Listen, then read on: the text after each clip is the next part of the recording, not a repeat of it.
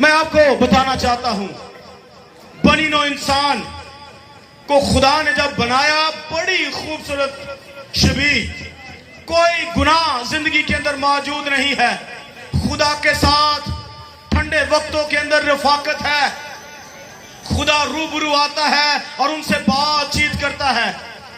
لیکن گناہ نے آ کر بنی نوع انسان کی شکل کو اس قدر بگاڑ دیا کہ اب وہ خدا کی حضوری میں رہنے کے قابل نہیں رہا ہے۔ اور جیسے میں نے آپ سے پہلے کہا، خدا نے بنی نوع انسان کو گناہ کے اندر، بدصورتی کے اندر چھوڑ نہیں دیا ہے، بلکہ خدا نے پیدائش کی کتاب اس کے 3 باب کے اندر ہی خوشخبری سنا دی کہ کوئی ایک ہے جو عورت کی نسل سے ہے اور وہ آئے گا اور تمہارے سارے گناہوں کو، غلطیوں کو مٹا دے گا۔ وہ ابلیس کے سر کو کچل دے گا اور ابلیس اس کی ایڑی کے اوپر کاٹے گا۔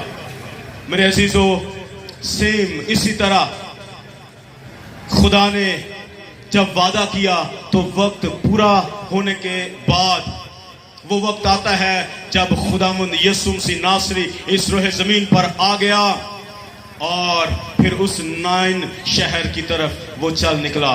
خدا کا کلام بتاتا ہے وہ اپنے شاگردوں کے ساتھ اور اس کے ساتھ ایک بڑی بھیڑ تھی اور وہ نائن شہر کی طرف جا رہا تھا۔ کہ آپ سمجھتے ہیں کہ نائن شہر کی طرف ایسے ہی خداوند جا رہا تھا؟ خداوند کو سب کچھ معلوم تھا کہ اب وہاں ہونے کیا والا ہے۔ وہاں زندگی کی نوید اب میں سنانے والا ہوں، زندگی کو جاری کرنے والا ہوں، موت کے بندھن اب ٹوٹ جائیں گے۔ وہ نائن شہر جو نام سے تو خوبصورت ہے لیکن اس کے اندر گندگی ہے، بدصورتی ہے، بدبو ہے۔ اب خداوند اس شہر کے رخ کو بدلنا چاہتا ہے اور اس کی تدبیر کو یکسر بدلنا چاہتا ہے۔